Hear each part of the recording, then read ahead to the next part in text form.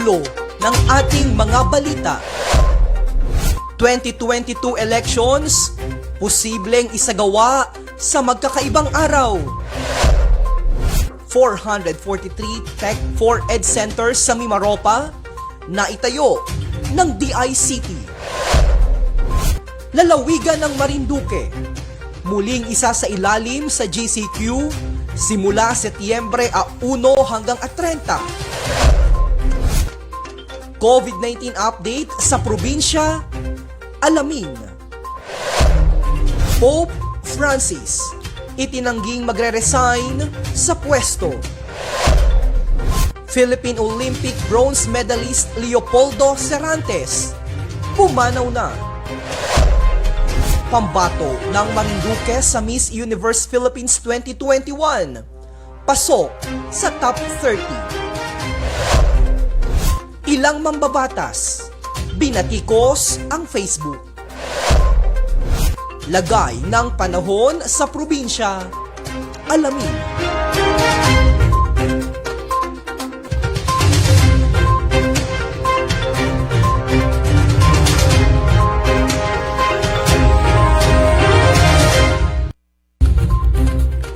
Magandang araw Luzon, Visayas at Mindanao, Metro at Mega Manila.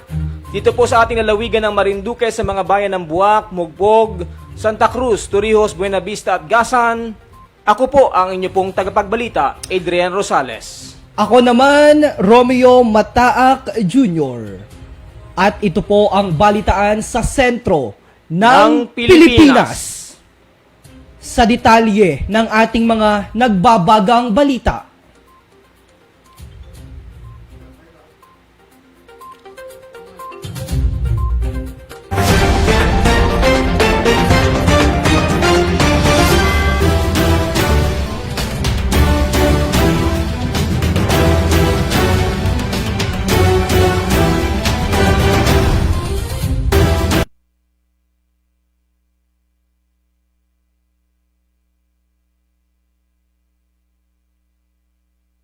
O inirekomenda ng National Task Force Against COVID-19 na gawin sa magkakaibang araw ang 2022 national elections. Ayon kay NTF Secretary Carlito Galvez Jr., mukhang malabo ang isang araw na botohan kung saan milyong-milyong Pilipino ang pumupunta sa mga voting precinct dahil pa rin sa banta ng COVID-19 variants. Maaari rin aniyang gawin ang eleksyon in phases sa Luzon, Visayas at Mindanao na tatlong pangunahing isla sa bansa. Dahil dito, target nilang gumawa ng plano tungkol sa nasabing usapin kasama ang Kamara, gayon din ang Senado. Batid na batay sa 1987 Constitution, ang national election ay ginagawa kada 3 o 6 na taon tuwing ikalawang Lunes sa buwan ng Mayo.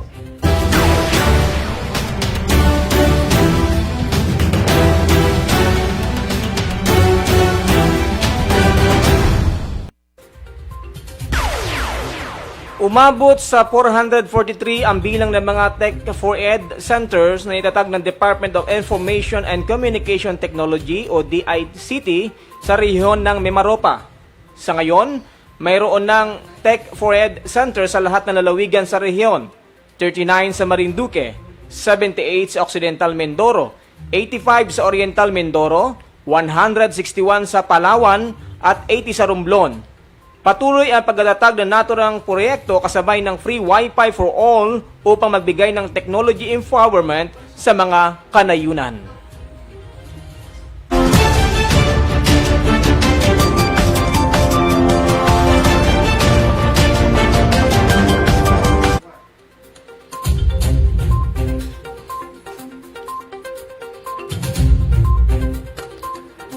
Muling isa sa ilalim sa General Community Quarantine o GCQ ang lalawigan ng Marinduque simula Setyembre 1 hanggang Setyembre 30. Base sa inilabas na Executive Order o EO ng Pamahalaang Panlalawigan na nilagdaan ni Governor Presbitero Velasco Jr., Mananatili sa GCQ status ang probinsya dahil sa patuloy na pagtaas ng bilang ng tinamaan ng COVID-19 at pagkakaroon ng mga kaso ng Delta variant. Nakasaad sa Kalatas Panlalawigan na ilang mga pagbabago at mas pinahigpit na restriksyon ang ipatutupad. Ipinagbabawal muna makapasok sa probinsya ang mga manlalakbay at mga turistang hindi residente ng Marinduque. Kinakailangang kumuha ng Travel Coordination Permit ang mga authorized person outside the Presidents o APOR at non-APOR bago sila payagang makapasok sa lalawigan. Papayagan lamang silang makapasok sa Balanacan Port mula ika-6 ng umaga hanggang ika-11 ng umaga. Inatasan naman ang mga driver ng rehistradong door-to-door vans na diretsong dalhin ang kanilang mga pasahero na nakakasakop sa Municipal Health Office para sa medical examination. Ang nasabing mga driver at pahinante ay kinakailangan ding sumailalim sa antigen test at ipakita ang sertipiko nito pagpasok sa Talaw-Talaw Port sa Lucena City. 2 linggo lamang ang bisa ng mga sertipiko. Sila rin ay kinakailangan kumuha ng TCP na may bisa ng 1 buwan. Ang mga driver ng van na hinahayaang magpasakay ng mga pasaherong walang TCP ay babawalan na makabiyahe sa Marinduque at maaaring patawan ng karampatang parusa. Pinapayagan namang makapasok anumang oras sa probinsya ang mga sasakyang may dalang essential goods. Gayon din ang mga cargo delivery trucks sa kondisyon na ang mga driver at pahinante nito ay mayroong sertipiko ng negatibong resulta ng antigen test. 2 linggo lamang ang bisa ng nasabing sertipiko mula sa PETSA ng issuance nito. Ang mga may-ari at operator ay kinakailangan kumuha ng TCP na may 1 buwang bisa.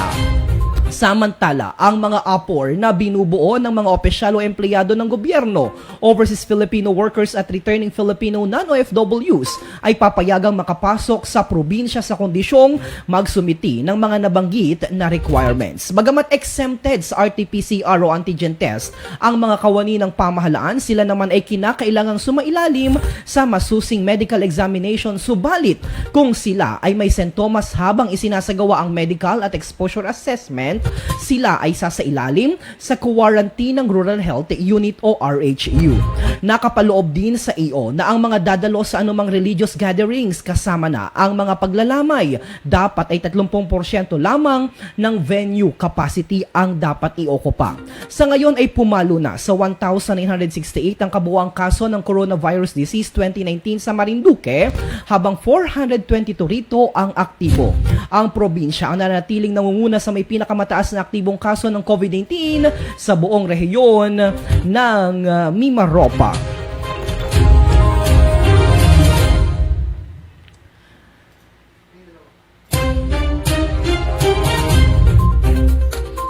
Samantala mga kababayan, magbabalik po kami makalipas lamang ang isang napakahalagang paalaala.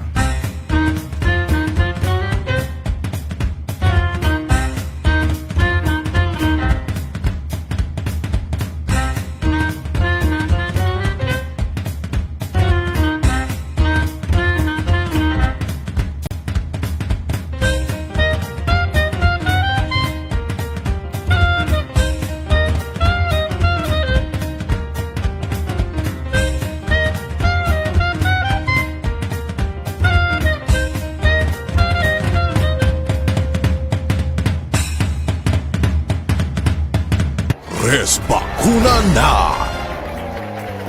At may kasangga na ang ilang bida ng ating bayan.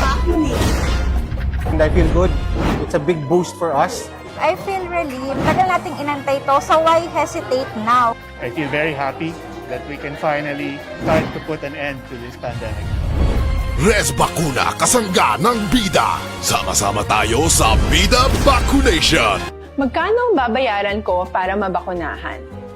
Ibibigay ng gobyerno ang bakuna ng libre. Wala kang dapat bayaran para magpabakuna. Tara sa Vida Vacunation!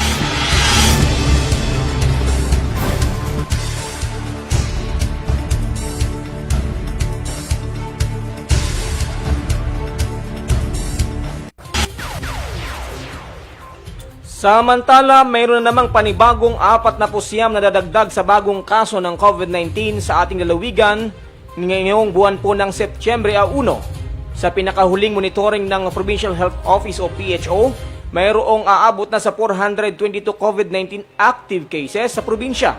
121 mula sa bayan ng Santa Cruz, 48 sa bayan ng Torrijos, 137 sa bayan ng Buwak, 54 sa Mugpog, 37 sa Gasan, at 17 sa bayan ng Buena Vista. Aabot na sa 1,455 ang gumaling mula sa kabuang 1,968 na tinamaan ng sakit. 2 na naman ang naitalang namatay ngayong araw mula sa kabuang bilang na 71 nasawi.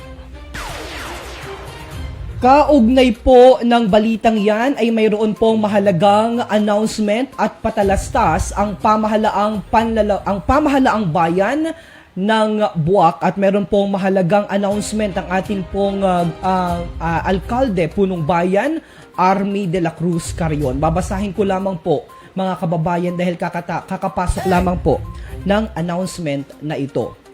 Ayon po sa ating Mayor Army Carrion, ligtas at magandang araw sa lahat. Dahilan sa patuloy na pagtaas ng kaso ng COVID-19 sa ating bayan at alinsunod sa EO number 29 ng ating Gobernador Presbitero Velasco Jr. hinggil sa pagpapatuloy ng General Community Quarantine sa buong lalawigan ngayong buwan ng Setyembre. Muling pinapayuhan ang lahat ng mamamayan na ipagpatuloy ang isinasagawang pag-iingat sa kalusugan ng bawat isa at patuloy na ipatupad ang border controls. Samantala, ang lahat ng mga mamamayan ay pinapayuhan na makipagtulungan sa barangay sa pamamagitan ng agarang pag-uulat ng mga kaso ng pagkakasakit sa kanilang mga tahanan tulad ng ubo, sipon, lagnat, pananakit ng katawan, pagkawala ng panlasa, pang-amoy at hirap sa paghinga upang agad na mabigyan ng karampatang aksyon. Patuloy na pinag-iingat ang lahat at hinihikayat ang bawat isa na magpabakuna dahilan sa pagkakaroon ng COVID-19 Delta variant na mas mabilis kumalat at makahawa sa isang individual. Patuloy na sundin ang mga sumusunod: pagsusuot ng face mask, paghuhugas ng kamay, pag-iwas sa lugar na matataong, pag-iwas sa mga lugar na may mga matataong lugar o i-practice ang social o physical distancing. Magpabakuna, ugaliin na magkaroon ng sapat na tulog at tamang pagkaing mataas sa vitamina C upang tumaas ang immune system. Ang pag-iingat ay magsisimula sa ating mga sarili, mag-mask o mag-face mask, maghugas, umiwas sa matataong lugar, at magpabakuna. Yan po ang isang mahalagang paalaala ng ating punong bayan, Army de la Cruz Carrion, na inilabas ngayong araw na ito ng Huwebes.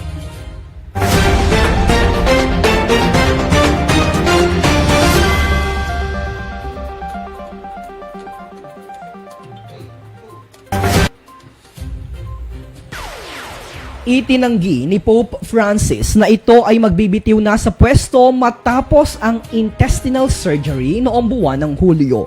Kasunod ito sa lumabas na mga balita sa isang pahayagan sa Italia na nais na lamang mabuhay ng normal ang 84 na anyos na Santo Papa.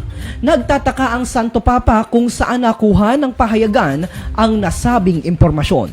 Patuloy pa rin anya nitong gagampanan ang kanyang tungkulin, sa katunayan anya ay dadalo pa ito sa United Nations Climate Change Conference o COP26 na gaganapin sa Glasgow sa Nobyembre. Hindi rin ito kinalimutang pasalamatan ang lalaking nurse sa Vatican na naghikayat sa kanya na sumailalim sa operasyon para matanggal ang bahagi ng kanyang colon imbis na ipagpatuloy ang paggamot ng antibiotics at iba pang mga gamot na sinang-ayunan naman ng mga doktor. Sinabi nito na dahil sa ginawa ng nurse ay naligtas ang kanyang buhay. Magugunitang nananatili ng 11 araw sa paggamutan o nanatili ng 11 araw sa paggamutan ng Santo Papa noong Hulyo matapos dumanas ito ng severe case ng symptomatic diverticular stenosis o ang pagsisikip ng kanyang colon.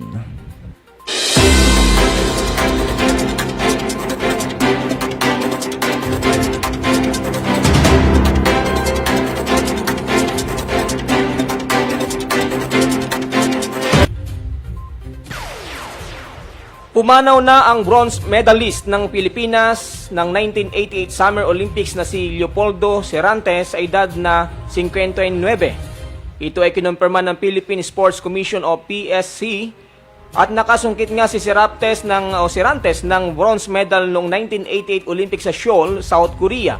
Gayon din ang gold medal ng 1985 at 1987 sa Southeast Asia Games sa light flyweight division. Ang taga-Bicol na si Serantes ay una nang napaulat na dumanas ng chronic obstructive pulmonary disease o COPD habang na-confine sa Veterans Memorial Medical Center. Noong nakaraang buwan lamang ay tinulungan pa siya ng sport patron na si Ronald Mascareñas na binigyan ng monthly allowance na 100,000 pesos dahil sa kanyang serbisyo at pagbibigay ng karangalan sa ating bansa.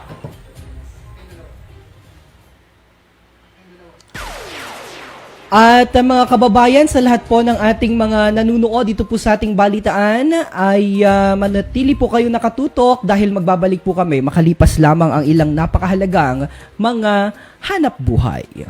Wala na yatang tatapat sa one and only kong dekalidad.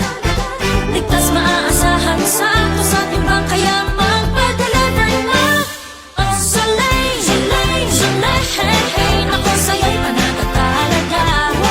Soleil, Soleil, Soleil, hey, hey.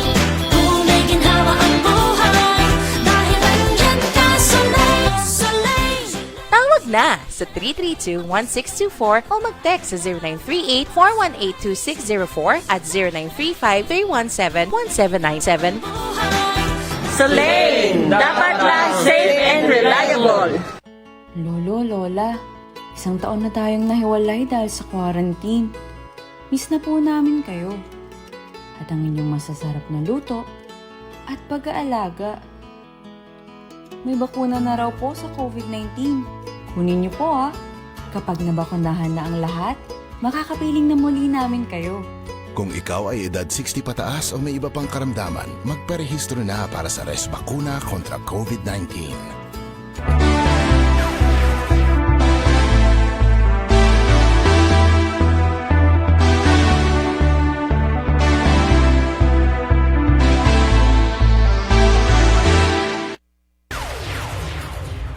Pasok ang pambato ng Marinduque sa top 30 ng Miss Universe Philippines 2021.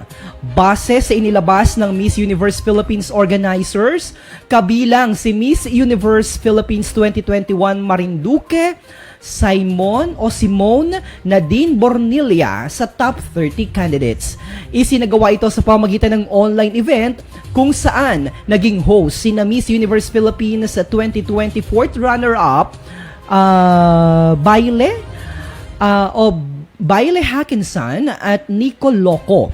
Sa 30 na finalist, 27 po dito ay pinili ng mga panelists base sa kanilang performance sa mga nagdaang mga challenges. Hindi naman isinama ang mga boto ng mga fans sa nasabing desisyon.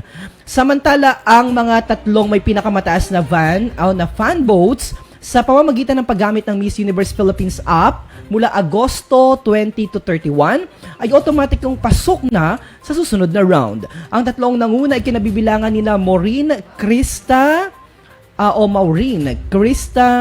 Robolwitz, Christine Daniel Delavin at Steffi Rose Aberastori. Narito ang mga listahan ng iba pang pasok sa top 30. Una, si Grace Charmaine Banua Venjulia Vince Labadan Bacalares, Noeline Rose Mabuhay Campos, Rusan Marie Bernos, Maria Corazon Abalos, Janela Joy Kuwaton, Kesha Pornam Ramachandran, Maria Ingrid Teresita Santa Maria, Isabella, Jasmine Umali, Maureen Krista Robolwitz, Princess Krista Singh, Jadaida Heperves Corinhona, John Luis Abejero, Lerin May Bautista at iba pa pong mga individual na kabilang sa kanila pong top 30 list.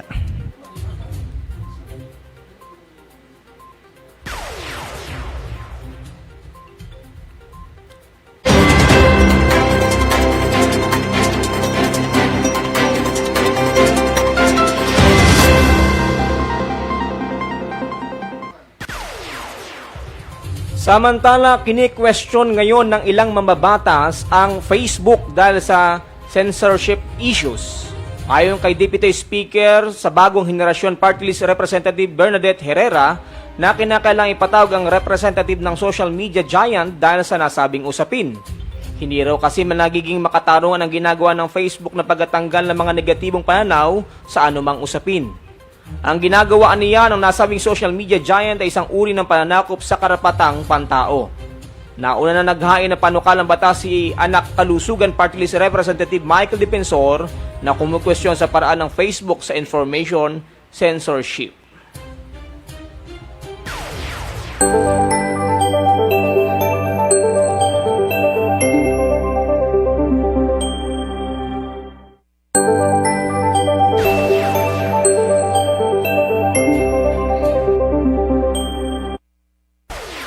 Bahagyang maulap hanggang sa maulap na kalangitan na may pulo-pulong mga pag-ulan o pagkidlat pagkulog ang mararanasan sa Kabikulan. Mga gayon din po sa bahagi ng Oriental Mindoro, dito po sa lalawigan ng Marinduque, sa Romblon at Northern Samar. Mahina hanggang sa katamtamang hangin mula sa timog kanluran ang iiral na may banayad hanggang sa katamtaman na pag-alon na karagatan. Ang araw po ay lulubog mamayang alas 6:07 ng isang magandang gabi. Yan. Samantala, sa ating mga kababayan nakasalukuyan pong naka-tune in sa ating pong balitaan sa sentro ng Pilipinas. Magbasa nga muna tayo ng ilang mga pagbati. Direct, please. Ayan, mga pagbati mula kay, sabi ni Claire Logdat, watching from Manila. Si Leonardo, Karamat Mascareñas is also watching. Pa-shoutout po dito sa Barangay Duyay. Keep safe po.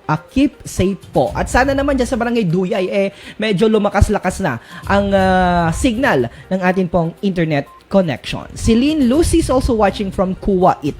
Dulce Revilla Pereira nanonood, and stay safe mga kababayan. Ayan. So bakit wala daw kitang balita sa bahagi ng Mugpog? Antabayanan po bukas dahil may mahalaga po kitang featured story diyan po sa bayan ng Mugpog. Partner, diretso. Happy viewing naman sa lahat ng mga kapatid from local of Ilugan, Metro Manila Est. God bless. Sabi ni Vilma Arellano. Si Marilo Privado nanonood din. Si Boy Rodriguez is also watching. At si Claire Lugdat. Sa lahat din po ng mga viewers natin sa Lucky 7 Channel 3, sa mga bayan po ng Gasan, Buwak at Mugpog, happy viewing at patuloy niyo po na panoorin ang ating daily news from Monday to Friday sa ganito pong oras. At kung nagkatanong yung iba natin mga kababayan, kung hindi napapanood sa kalang telebisyon, napapanood lang po tayo sa Lucky 7 Channel 3. Kaya magpa-connect na po kayo para regular niyo po mapanood itong ating mga balitaan dito po sa ating lalawigan. Partner.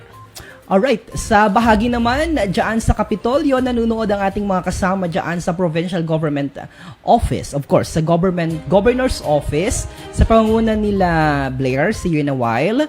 Gayun din, sina Ate Yet na nag-aasikaso ng ating mga programa, ng ating mga usaping pananalapi, at gayon din sa lahat ng bumubuo dyan sa Tourism Council. And special shoutout doon sa mga nandoon sa GSO, headed o sa General Service Office, headed by our dear at napakabait si Tito Rene Quesada, at yung mga katapat naming mga kawani ng aming opisina na every time na ako inaakyat sa hagdan ay nagasabi na, "Sir, abatiin nyo naman kami dito sa GSO partner." And of course, si Dimbo partner. And si Tita May Dalagran, gayon din ang mga masisipag na mga cashier dyan sa RCBC, ang isa sa napakagandang bangko sa lalawigan, sa pangunguna naman ng kanilang manager na si Mr. Rodney Pelaez. Gayon din, special shoutout sa ating mahal na obispo, lubhang kagalang-galang Marcelino Antonio, o mas kilala sa tawag na Bishop Juni Maralit. Partner. Ayan, at ganoon din, binabati rin po natin ang lahat ng ating mga frontliners, na nag-duty na walang pagod sa kabila ng patuloy nga na pagtaas ng ating COVID-19. Sumasaludo po kami sa inyong sakripisyo at sa iyong malasakit para sa ating mga kababayan. At panawagan na rin natin sa lahat ng ating mga constituents, ng lahat ng ating mga kababayan, Hindi po biro ang ating nararanasan ngayon, kaya hinihiling po namin na patuloy na tayo makaisa sa mga layunin ng pamahalaan sapagkat ito po ay sa atin din pong ikabubuti. Partner. Alright, pagbati din po kina Tita Susan Nase and Tito Nelson Nase ng Dream Favor Travel and Tours. Alam mo partner, si Tito Nelson lagi nagpapaabot. Sabi niya, lagi niyo akong abatiin dahil nagiging libangan ko na kayo ang balitaan sa sentro ng Pilipinas. True enough naman partner dahil sa pamamagitan ng ating programa, nagiging updated ang ating mga kababayan dahil bukod tanging ito lamang ang ating estasyon sa kasalukuyan nagpapaabot at nagsasagawa ng kaparehas na mga serbisyo publiko kung saan ay nilalatag natin ang mga pinakahuling kaganapan sa mahal nating lalawigan, ang isla ng Marinduque. Partner? At ganoon din, ako'y nagpapaabot din ng pagbati sa ating mga kasama sa Fraternal Eagle, medyo na-extend yung ating pong induction, pero ganoon pa man, sa pag-iingat, syempre, ay nangyayari po ito. At binabati ko po lahat ng mga leaders, ang mga kuya at ate ng Fraternal Eagle sa buong lalawigan at sa iba't ibang mga group. Ganon din, nakikigapabot po tayo ng pakikiramay sa isa nating kuya sa bahagi sa bahagi po ito ng City of Santa Rosa na sumakabilang buhay din dahil po sa COVID-19. Pakikiramay po ang pinapaabot po ng ating pong programa. Also, special shout out sa lahat po ng bumubuo dyan sa DSWD, si Miss Helen Alcoban na sobrang busy po sa pagpunta sa mga barangay para mag-pay out. Gayun din sa aming Provincial Social Welfare Development Officer, si Mr. Joel Resilia, at sa lahat po na bumubuo. Maraming salamat po sa pag-asikaso doon sa isa naming kababayan na sinamahan ko kanina mula po sa bayan ng Torrijos. Talagang true enough, ang inyo pong serbisyo ay talaga namang nakakalugod dahil nabibigyan po niyo direktamente ng service ang ating mga kababayan. Ayan, at ganun din na tayo po yung nagpapasalamat din po sa pagtanggap ngayon pa lamang partner do sa ating pinaplano na buksan na programa na Action Barangay. Napakaganda naman ng pagtanggap na ginagawa ng ating mga barangay official at nagpapasalamat sila sapagkat sabi nga nila ito yung pagkakataon na kaila ding may hayag sa komunidad kung ano po yung magaganda nilang mga plano pa at saka kung ano po yung naiambag nila na minsan na hindi po nabibigyan ng pansin ng ating mga mamamayan. Kaya mabuhay po kayo, maging sa DILG Gasan, DILG Buwak, na nakamiting na rin natin at sa ating PD ng DILG, sa din po sa Pangulo, taga-Pangulo din po ng League of the Barangays, Barangay Chairman, si Bukal James Lim at si Kapitan Balado diyan naman sa bahagi ng Bangbang. At kay Tita Bolet dito na po sa bahagi po ng Buwak. At siguro yung iba pa mga pag medyo maluwag-luwag na, makipag-meeting din po ako sa lahat po ng mga Liga President sa different municipalities para pag-usapan natin ito at magkaroon tayo ng joint force para po sa napakagandang programang ito.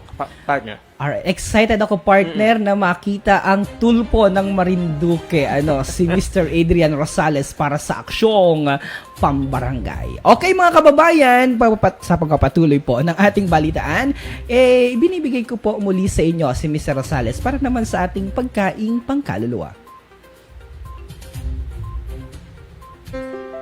Ayan, at dito po sa aklat po ng mga taga-Roma, sa sulat sa mga taga-Roma, Kapitulo 8, versikulo 18. Sapagkat napatunayan ko na ang pagtitiis sa panahong ito ay hindi karapat-dapat na itumbas sa kaluwalhatiang mahayag sa atin.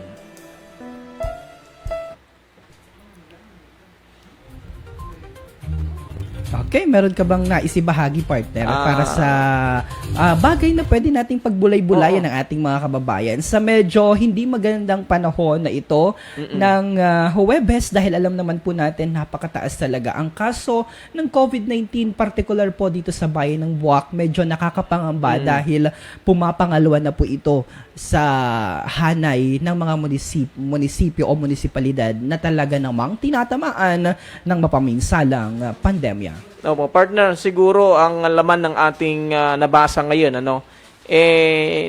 lahat naman dumaraan talaga sa pagsubok, lahat ay dinagdadaanan ito ng tao. Mismo ang ating Panginoon nga ay nakaranas din ng iba't ibang pagsubok. Pero ang layunin marahil ng Panginoon, although walang may gusto nito, pero sabi nga, sa halip na kita magreklamo ay mas mainam na tayo po'y magdasal, manalangin, sapagkat mas higit ang kayang gawin ng Diyos na tulong sa atin. And comfort, syempre, at kung minsan ay nakakaranas po tayo ng discrimination, ipagpasa Diyos na lang po natin sapagkat mas higit pag ang Diyos po ang nag-comfort.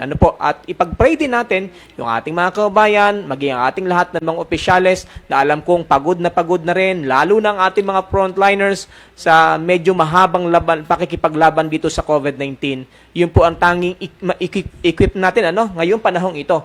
Yung pong sa bagay na espiritual, tayo po ay palakasin ng tulong ng Diyos, partner. Oo, isa lamang ang nais kong ipaabot, partner. Alam mo, sa pagkakataong ito, sana po ang aking dalangin at ang aking samo sa ating mga kababayan. Panahon po ito hindi ng awayan. Panahon po ito hindi ng siraan, bagkos panahon po ito para tayo po ay magsama-sama, magtulong-tulong para sa isang maganda at progresibong lalawigan para sama-sama po nating mga kababayang mapaglabanan ang pandemyang ito na ating kinaharap. And partner, siguro although politics is coming, yung election ay malapit na, sa atin naman, sabi ko nga, ipakita natin ngayon sa ating mga kababayan, enough yung gawa, yung serbisyo, kahit hindi na po tayo magsalita, pag nakita ng tao yung ating mabuting layunin, unconditional service, alam na ng tao yan, kabayan. True. Kahit hindi ka na magsabi ng marami pa, mangako ng marami, ito yung panahon, ipakita ninyo yung inyong mabuting serbisyo sa ating mga kababayan. At yan ay aking sususugan, partner. At sa bahagi pong ito ay nais nating batiin ang ilan sa ating mga kapamilya na sumusubaybay at tumatangkilik sa ating programa.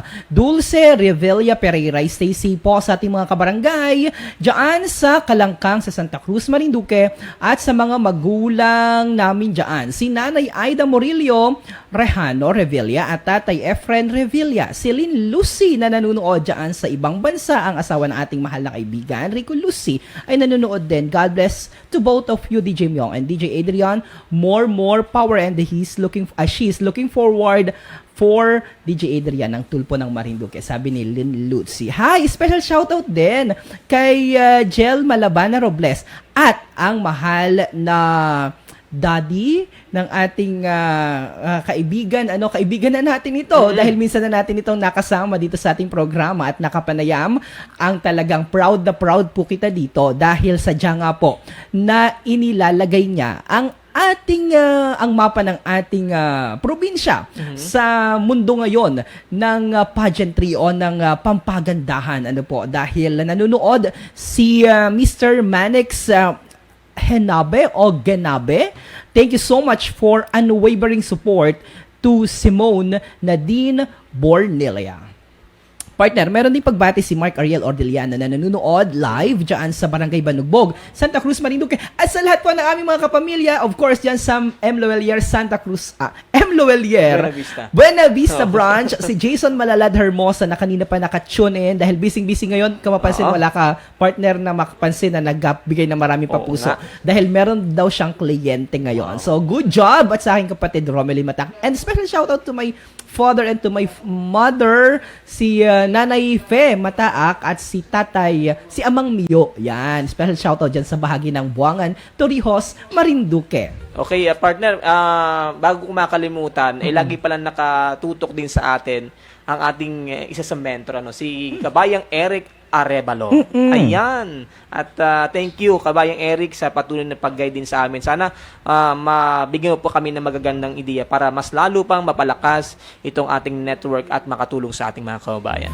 Alright, nako, napakabilis po ng oras mga kababayan dahil mamaya po nag-prepare na po kami. Antabayanan po ang aming programa kasama ang ating mahal na Gobernador Presbitero Velasco Jr. Ngayon din ang ating mahal na Congressman Speaker Lord Alan Velasco para naman po sa aming programa Presby with Love. Alas 6 at kalahati ng gabi, sabayang sumasayang papawid o sabay nasasayang papawid sa Lucky 7 Channel 3. Radyo Kamalindig at radyo natin ang buwak. Yan. So, okay, partner. Maraming salamat po muli sa lahat ng ating mga kababayan. Magkarinigan at magkapanooran po muli tayo sa ating online na TV pa na programa. Dito lamang po yan sa Marinduque News Network. Lucky 7 Channel 3. Sa kaparehas na oras timpilan, dito po yan ang balitaan sa sentro ng Pilipinas. Maraming salamat sa aming sa bahagi po ng aming technical, Mr. Santino Latorrena. Sa bahagi ng produksyon, ang amin pong director, Mr. Mark Cesar Ola. Ganyan po sa aming photographer and videographer, si Mr. Jopet Lumalang. Ganyan po sa bahagi ng aming story editor, Miss Neri Osakdin. At kabahagi rin namin si Renz Win Manao. Magandang araw! Ako naman ang inyong naging kabalitaan, Romeo Matak Jr. At ako po ang inyo pong kabayan, Adrian Rosales. At ito ang balitaan sa sentro ng Pilipinas.